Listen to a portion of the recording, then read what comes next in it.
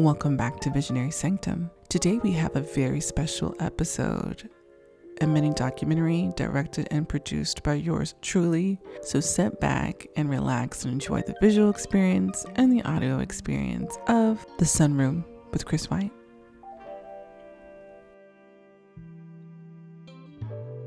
All right, Chris, tell us about yourself. My name is Chris. I sometimes go by Solo, Rasun, or Sunchild, and I'm from Dallas, Texas. I'm a multidisciplinary artist. I draw, I write, I play bass guitar, and I do a little bit of photography, but not on the serious side, but I want to. So I'm a creative overall. So Solo comes from a time in college where I started to just do things by myself. In the first half of college, my freshman and sophomore year, I did a lot of stuff that doesn't really align with what my interests are. I was in the clubs, in the lounges, at day parties, and I was never really comfortable. During COVID, getting some time to take a step back, I realized that was one of the reasons why I felt so isolated and why I was so uncomfortable and didn't feel like I was as rooted at my school as I could be.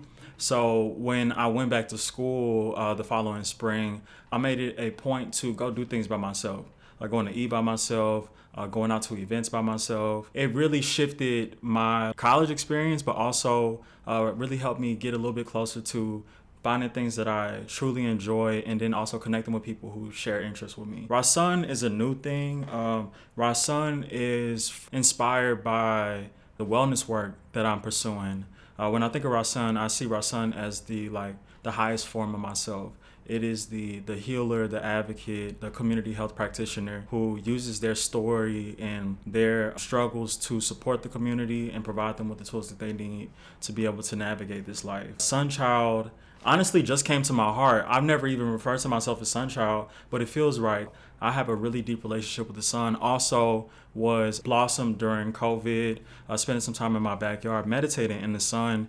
I just experienced some really big breakthroughs emotionally, spiritually, and mentally in that time. So ever since then, I've seen the sun as a reminder of my power, my connection, and protection and safety.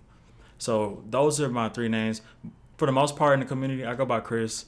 But every now and then, if people know that I have other aliases, they might slide that in there. Tell us about the significance of your sun spiral artist signature. So that's also an ode to my relationship with the sun, as well as the platform that I'm building. I have a wellness platform that I'm building called the Sunroom, and it's actually inspired by my bedroom. I've had this tapestry since I was about 21 years old, and I've taken it to all of my apartments. Since then, I see my bedroom as the space where I do a majority of my healing work. I read in here, I strategize in here, I exercise in here, I do my yoga. I've even hosted wellness circles in my room. I've had some friends from the community come in and just experience the space, and every time I hear remarks of it being really calming in this space and the rest of my apartment, and that's the energy that I want to be able to exude in the sunroom. Get the direction you need to feel more comfortable and more empowered. So I use the sun in my artwork as to connect the work that I do in the wellness world as well as in my art. How would you describe your art? I would describe my art as somewhere between realism and expressionism. I grew up doing realism artwork. I've been a portrait artist since I was in about 4th grade. I found this book in the school library by, I think it's Andrew Loomis, called about how to draw heads, hands, and other body parts. And from 4th grade on to now, honestly, I really focused on drawing faces. But this year, I took on a different method to how I approach my artwork. I started to do a little bit more abstract work. So I was able to work some expressionism into my portraiture style. And I honestly feel like it's a lot more comfortable. It breaks me out of the perfectionism of realism and allows me to flow through artwork in a much more easeful way. And it's just really cool to see my style come out of every piece that I make now. How does your background being from Texas influence your art? Recently, I have started to explore Afro-Western aesthetics and characters. So I have quite a few pieces of cowboys to signify my relationship with Western culture. Being from Texas, I have family who owned land and may have had livestock and things. I've always felt like a natural connection to Western culture being from Texas. I come from a really big city, and I come from a predominantly black area in the city. So a majority of the work that I do is representing like black people. I know that the seed was planted for that while I was in Texas, but then I went off to school in DC. I'm a graduate of Howard University. I have a degree in biology. I got to study African American literature, even Brazilian hip hop and all kind of other things to just give me a better sense of how black people have contributed to the culture, the beauty of the work that we do, as well as the things that we've struggled through, persisted through. So in my work, I always pay homage to things that I learned, as well as the things that I see as beautiful. And I know black people are beautiful. So I hope that as people interact with my work, they're able to recognize how much I value our culture. Beautiful. Tell us what brought you here to Chicago.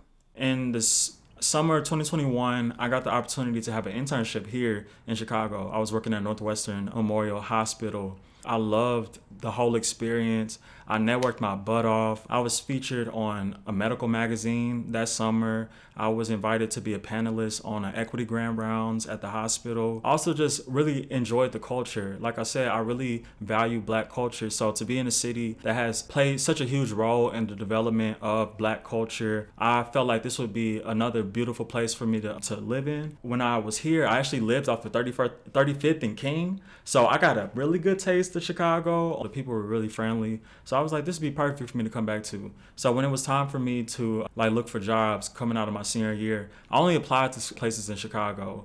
I wanted to work at the Shirley Ryan Ability Lab because I had aspirations of being a physical medicine and rehab doctor, a physiatrist, and it's the #1 physical therapy hospital in the United States. And also, as a person with a spinal cord injury, I felt like that'd be the perfect place for me to be to receive care. So I was trying to kill all the birds with one stone, by moving here and being in proximity. And it did just that for me. It has connected me to some beautiful spaces, especially within the holistic health and wellness world, and really inspired me to continue to dig into the work that I do.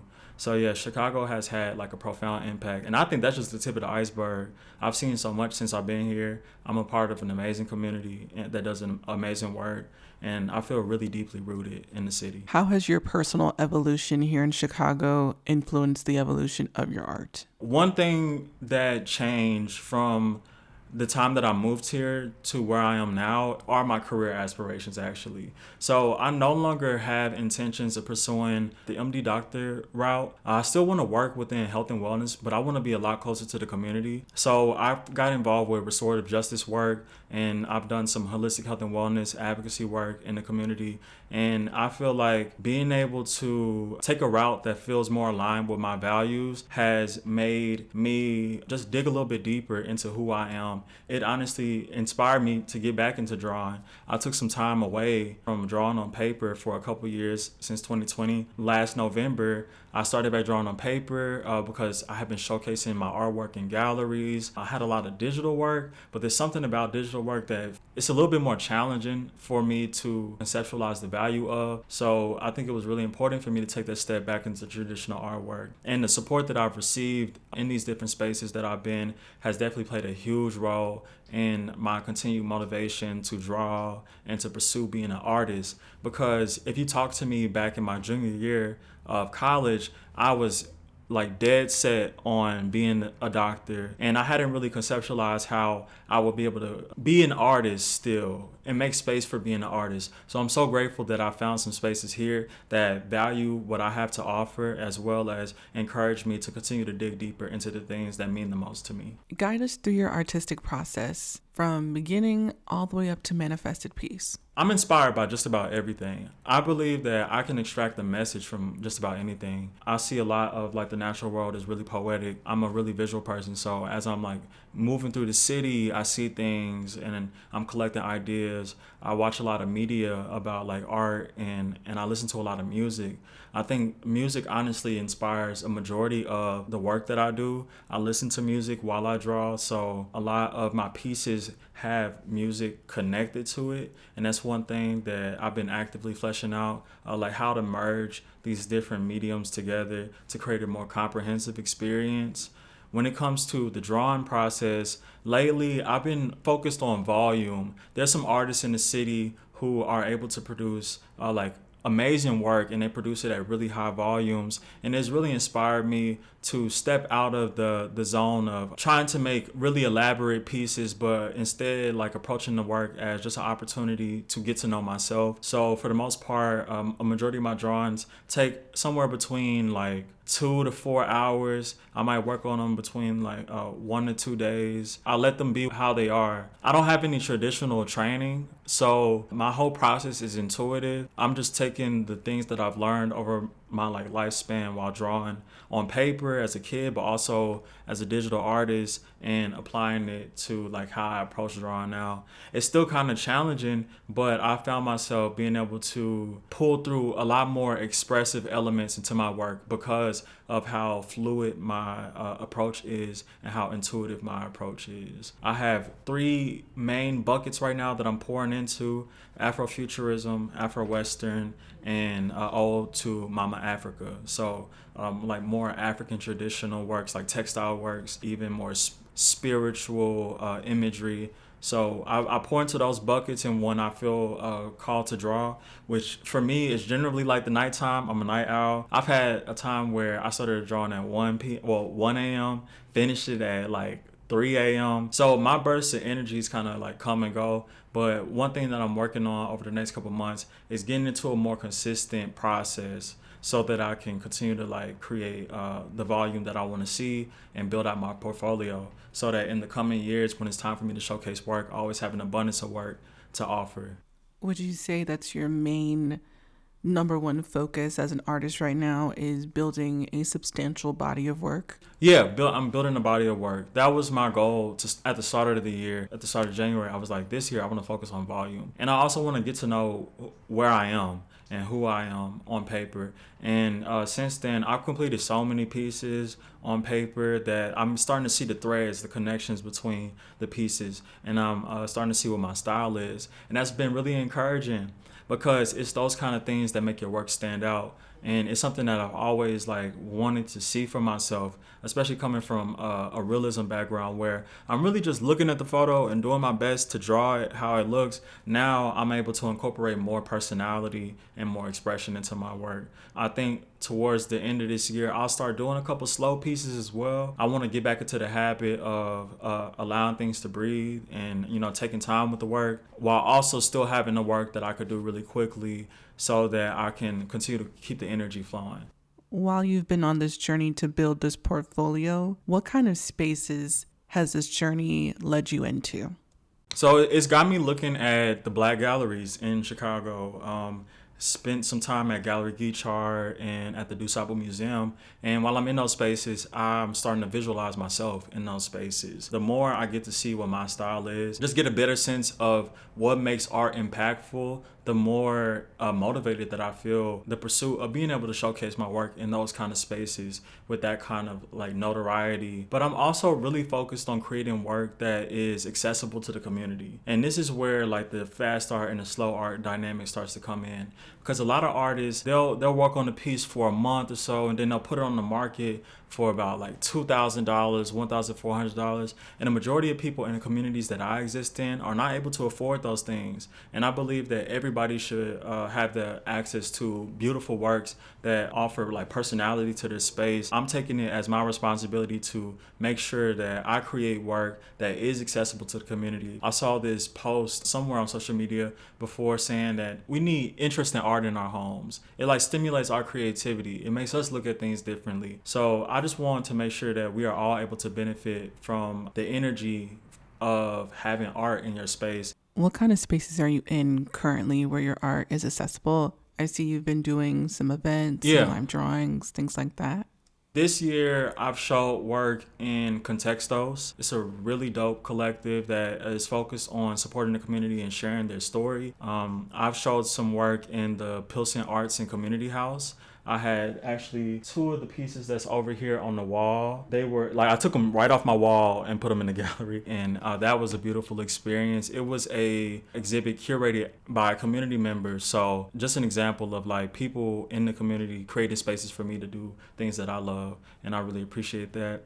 I've shown work at Healthy Hood, so I got to vend at Healthy Hood a couple times. I set up kind of like a gallery table where I got to show the community my artwork, which was really important for me because one thing that I noticed last year is that a lot of people in the community did not see me as an artist. So I was like, I need to make sure by the end of this year that people see me as an artist. So being able to set up my table like that, show my work, and even sell work. One of my biggest sales this year was at Healthy Hood. Has been really expansive for me. I feel like it generates a lot of attention, but also opportunities coming from people in the community being able to see that I'm showing my work. That's how I got a lot of my live drawing gigs. Since you're known as the wellness guy with Riz, the wellness Rizzler, what is wellness to you and why is it important? Wellness to me is about capacity. That's the first thing that comes to mind for me. The things that we do throughout our day contribute to our overall capacity to show up for ourselves.